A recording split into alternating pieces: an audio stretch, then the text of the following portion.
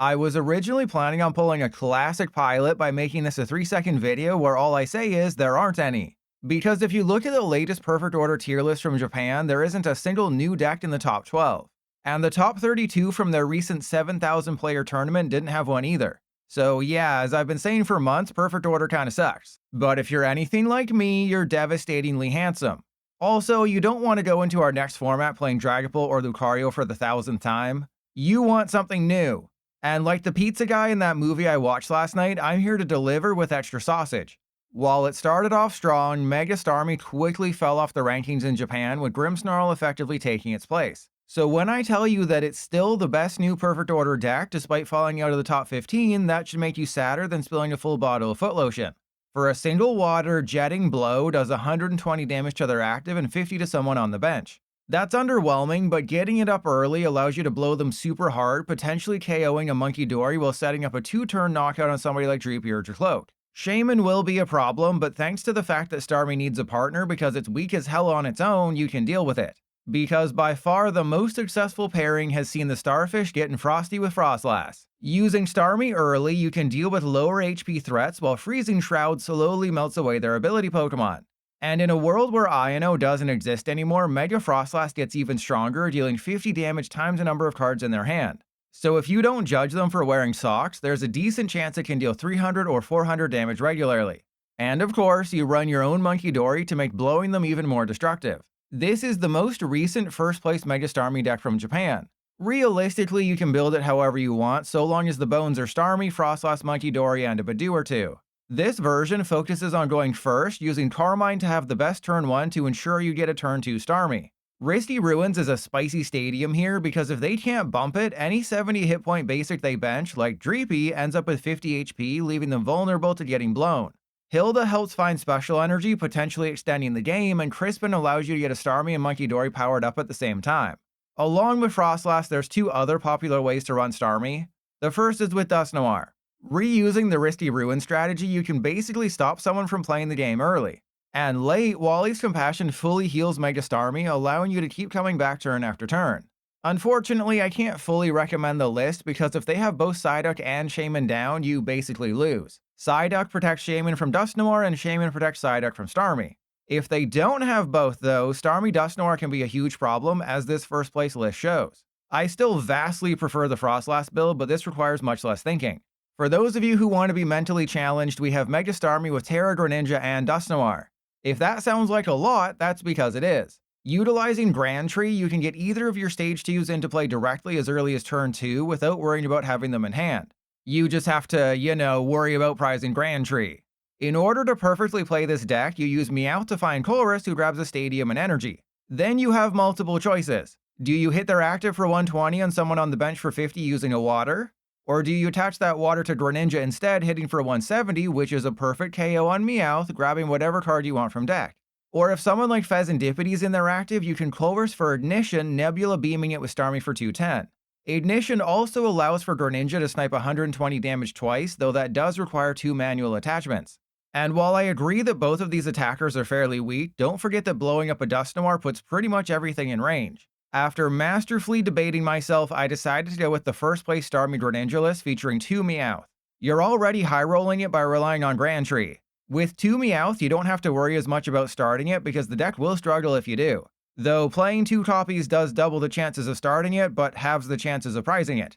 My brain hurts. Anyway, while still susceptible to the old Shaman Psyduck combo, you can basically just try to do your best Keanu Reeves impression and outspeed them. Because in case you've forgotten, Shaman has 80 hit points, meaning it can't be found with Poffin. Psyduck can, but a turn 2 Mirage Barrage before they find Shaman is potentially game-winning. While there's multiple ways to play Starmie, the best is definitely Froslass. Unlike the other builds that get walled by annoying single prizers, Shaman and Psyduck have abilities, meaning Froslass can smash them like your big toe on that subscribe button. Let's get the bad stuff out of the way first. Mega Zygarde is almost exclusively being used as a single copy of Mega Lucario decks. Don't blame people in Japan for lacking the mental fortitude necessary to make this work on its own, because paired with Lucario it makes a strong deck even stronger. Or it wastes a couple slots you'd be better off giving to more draw supporters. Whichever. First off, Zygarde gives Lucario a fighting type who's not weak to Psychic. That's huge against Lillie's Clefairy. And the damn thing has 310 hit points plus access to Wally's Compassion. So if they can't deal more than 300 damage, you can survive multiple turns with Gaia Wave, dealing 200 damage and reducing incoming damage by 30. But no one actually wants to use Gaia Wave. Nullifying 0 is the goal. Get 5 energy on this thing, which is achievable after a couple Aura Jab, and you can deal 150 damage to all their Pokemon.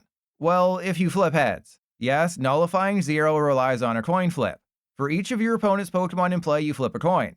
If heads, you deal 150 damage to it. This can completely wipe their board of things like Dreepy and Dracloak and Munkidori, unless of course they have Shaman down. And Terras are safe on the bench because of course they are. But used properly, it can completely shift the balance of a game. Additionally, and probably what you'll use more often, is Geobuster. Attach a core memory to Zygarde, like that time your French teacher let you watch a movie with unexpected nudity. Now you can deal 350 damage for 4 fighting. That's perfect for KOing a Mega Lucario in the mirror match if you drank too much Gatorade or busted through your maximum belt. This is a first place Lucario Zygarde list I found from Japan. All it does is take an existing Lucario build, remove a couple cards, then add 1 Zygarde and 1 core memory. Meowth's there to find a supporter, and Wally's Compassion annoys them. For a few changes, I would recommend having at least 1 Rocky Fighting Energy to make an Alakazam player work for it at least a little bit. And Hero's Cape over Unfair Stamp makes Wally's more gooder. Just be aware that Zygarde has fallen off drastically these last couple of weeks, barely making a dent. For the cool people out there, building a solo Mega Zygarde EX deck is easier than knowing Brout is the worst starter in history. Include at least a 3/3 line of Barbaracle, 2 each of Zygarde, Lunatone, and Solrock, and hope you don't face a grass deck. That's literally it. Obviously, you need things like Fighting Gong to find basics and energy, plus Terragon or Energy Retrieval to recover energy discarded by Lunatone, but the core idea is straightforward. I think this is a deck you go first with. By getting a couple Binacle down turn 1, you can very easily Gaia Wave turn 2, dealing 200 damage and reducing incoming damage by 30. Put 4 energy on Zygarde alongside core memory, that's 350, though you do lose all attached energy. And then there's the holy grail, Nullifying 0. While it's technically possible to get 5 energy on Zygarde turn 2, you're most likely waiting until turn 3. Launch it, flip some heads, and potentially wipe out all their weak single prizers unless they have Shaman down. One of the main issues with Zygarde is that it takes 3 energy before it can do anything. And even then it's just 200 damage, so you have to rely on Premium Power Pro or gusting up a Fez or Meowth. But with Barbaracle accelerating energy from hand each turn, Wally's Compassion's always a good idea. It's just that you'll be thinking of Zygarde's hotter sister the whole time you're with her, wishing she was a Mega Lucario. Here's a typical Zygarde Barbaracle deck list, which hasn't placed higher than 12th in Japan. Carmine tries to draw you cards turn 1 going first, Wally heals Zygarde and puts the energy back into your hand for Barbaracle to re-accelerate, and Watchtower tries to shut off their Meowth. For other ideas, you could go hard on Lively Stadium and Hero's Cape with Wally's, except all it takes is for a Dragapult player to drop a Jamming Tower to ruin your life, and a Legacy Energy build is immediately screwed over by anyone running Enhanced Hammer. Otherwise, Zygarde already relies on coin flips. Why not remove Barbaracle and just cross your toes for Oddno to load it up? I guess what I'm trying to get at is that despite being the mascot for Perfect Order, Zygarde's disappointing. Though come Chaos Rising in May, you could do some wacky things with Glass Trumpet and Book Your Transformation, but ultimately Mega Zygarde is probably relegated to a one-of in Mega Lucario decks and will never get a chance to truly shine on its own. Since no one in their right mind would build a deck around Mega Starmie, which is just a one-of in Steven's Metagross, I'll skip to the 4th and final Mega in Perfect Order, Clefable. And you know what? For the first time in the history of this channel, I'm going to complain about something. I think Japan got it wrong. Sure, Mega Clefable is basically just a worse Team Rocket's Mewtwo EX with more moving parts and no backup attacker. And you're better off just playing Mega Diancie with Lily's Clefairy. But, wait, where was I? Oh right, Mega Clefable seems better than the Japanese tournament results would have you believe. As a reminder, Mega Clefable is the ugly stepchild of Golden Go EX. For 2 Psychic, it does 120 base damage. But for each energy you discard from your hand, up to 4, that's increased by 40. For those of you who are math averse like me, Clefable can't do more than 280 damage, unless you attach a maximum build, in which case it's 330. But when the top 2 decks post-rotation are weak to Psychic, this thing has a chance. In order to get it up, I watch for the win with the sound off. And for Clefable to attack, it's a multi-pronged process. First, you have to use Mystery Garden or Ultra Ball to get energy in the discard pile. Then you Wondrous Pouch 1 energy to a Clefairy or Clefable, or utilize Smoochum turn 1 going second. Next, use Aromatisse to take energy from your deck and put it in your hand. Then get Clefable in the active with Lily's Clefairy in play and hope their active is weak to Psychic. And getting that lost energy back is as simple as playing Energy Recycler. While that all might seem like a lot, Clefable does have some additional tools. Telepathic Psychic Energy is the second best card in perfect order, immediately benching 2 Psychic Basics when it's attached to a Psychic type. Then there's the ability on Clefable, making it immune to effects of other Pokemon's abilities. So Dusknoir, Froslass, and Munkidori are useless against Clefable. They'll still have their way with Aromatisse and Clefairy and anyone else on your bench, but Clefable's protected. Best of all, Mega Clefable evolves from Clefairy, who also evolves into regular Clefable, who copies their active's attack. This means you don't have to risk your 3-prizer while still easily one-shotting Dragapult, Lucario, and Raging Bolt. Though it does kinda mean that this 1-prize Clefable is better than the new 3-prize Clefable. But we'll ignore that for now. Out of the 5 Clefable lists to do anything in Japan these past couple of months, here's the best. While I'm not super confident the Pokemon that came from the moon will survive very long, this build focuses on healing. Jacynth is a straight heal of 150 on any Psychic type, while Cofagrigus moves all damage counters from one of your Pokemon to one of theirs. And for decks that aren't weak to Psychic yet have high HP like Venusaur, well, you probably lose. Because even with Maximum Belt and Kieran, Clefable can't do more than 360 damage. Ultimately, I think Mega Clefable is slightly better than what the results show. The only reason it hasn't done well is that Mega Diancie, Lillie's Clefairy, the freaking baby Clefable, and a few other Psychic types are just better if your goal is to counter Dragons and Lucario. Still, I'll be playing this deck at the end of the month, and I expect to beat off more nerds sitting alone in their basement than a right hand. The strategy with Decidueye EX is more basic than a dad who goes to Starbucks, orders a latte, and says thanks a latte to the barista. If your opponent has exactly 4 cards in their hand, you can use Crushing Arrow for a single grass, dealing 240 damage and discarding energy from their active. Both Judge and the new Vivillon accomplish that, and you can easily get both your grass stage 2s into play quickly thanks to Forest of Vitality. On top of that, if energy's eluding you, Relicanth allows you to copy Dartrix's 90 damage snipe attack for free. Or you can add the new Growing Grass Energy to give Decidueye 20 extra hit points, meaning it's slightly tougher to KO. And that's basically the whole strategy. Give them 4 cards in hand, deal 240 damage and discard an energy. The reason it hasn't done much is because Lucario doesn't care if you discard energy. It recovers them with Aura Jab and survives a 240 damage attack, which they can just heal off with Wally's Compassion. Dragapult, meanwhile, has access to Crispin to power it back up. And to make matters worse, Vivillon only has 120 hit points, meaning he's knocked out from 2 Phantom Dives or a single Dusknoir.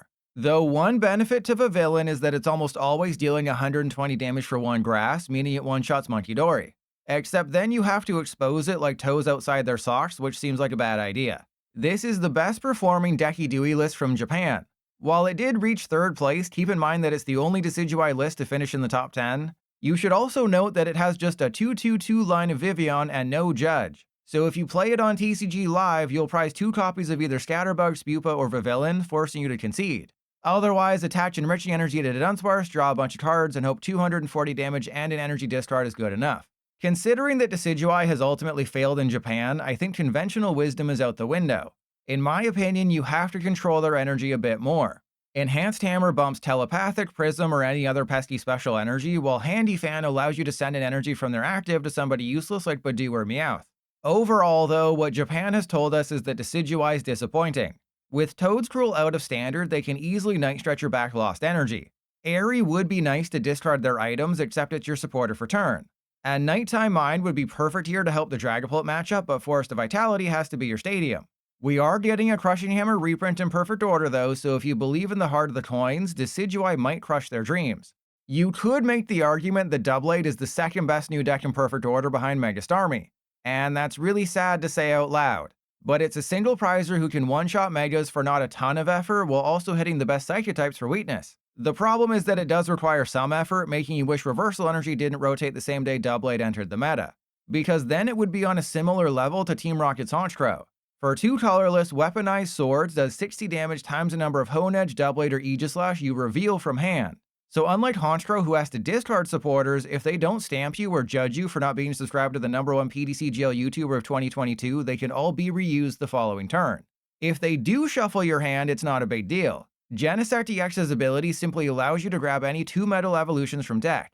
Have 2 Genesect in play, get 4 Aegislash, that's 240 damage. Really, the only thing you have to worry about is powering up Doublade, which is where the problems arise. It's also what prevents there from being a perfect Doublade list, because there's about 5 different ways it can work, yet none of them feel great. First up is Ignition Energy. Put 4 in deck, that's 4 guaranteed attacks. Against Megas and EXs, you could win with just those. Except finding Ignition isn't easy unless you run Colress or Hilda. Except Hilda's first effect is unnecessary when you already have Genesect, and Colress's Defined Battle Cage doesn't feel nearly as good as peanut butter between your toes. In that case, Crispin's always a possibility. Run 2 different types of basic energy, Crispin immediately powers up a Doublade. It is your supporter for turn, but with enough preparation via Genesect, you should have all your dubs in a row. This also opens up the possibility of counter gain to attack for a single energy if you're losing, and either hops Cramorant or Moltres as a backup attacker. Finally, Metang or Steven's Metagross. Both accelerate energy from deck. And you already have Genesect to find Metal Evolutions, so it just makes sense like all my YouTube shorts. While Metagross has been more popular in Japan since its guaranteed attachments, Metang is a stage 1 and a single prizer, meaning it's easier to get up. Oh, and to really show how many different lists Doublade can have, I saw ones in Japan with Electric, Smoochum, and even Lunatone Solrock, yet none with Joltik. Yeah, Doublade's really jacking off all trades, masterfully baiting none.